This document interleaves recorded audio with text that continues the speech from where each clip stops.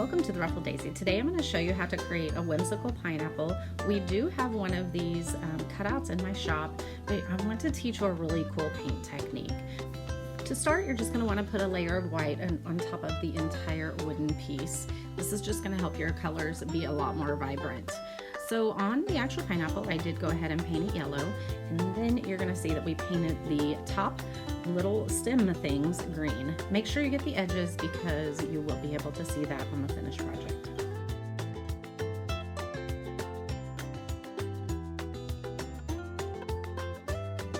For the next part, you're really not going to be able to see it, but I did draw some really faint crisscross lines in my pineapple, and that is where I am now adhering some of my paint.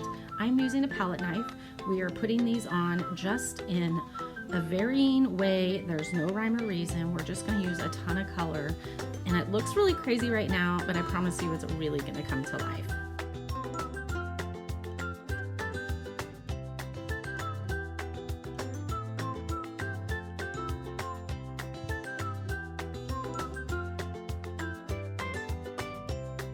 Once you have a pretty good layer of paint, you can start layering additional colors in to do a little bit of blending. Again, it looks super messy. That is the type of project this is, but it's really gonna come together. You can see I also did a lighter green on the stem and then put in some black just to give it a little bit more dimension. These lines right here we're doing with black, and this is what I was telling you that I did in light pencil on the beginning. This is kind of the design you're going for, and now we are going to bring those lines back to the front and give it a lot more dimension. Now I'm adding some white, again, just to create some fun dimension and color, and you guys, I was really questioning myself as I put this together on a live for you guys, but I absolutely love it. Every time I look at it, I fall in love with it more and more. Just something unique, just something different.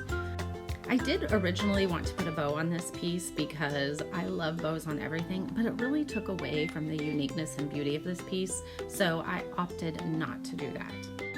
What do you think? This is, again, such a fun piece, lots of texture, and you really can't mess it up. I hope that you give this a try. If you want one of the pineapple cutouts, you can get them in my shop, or you can practice on some scrap wood you may have laying around this house.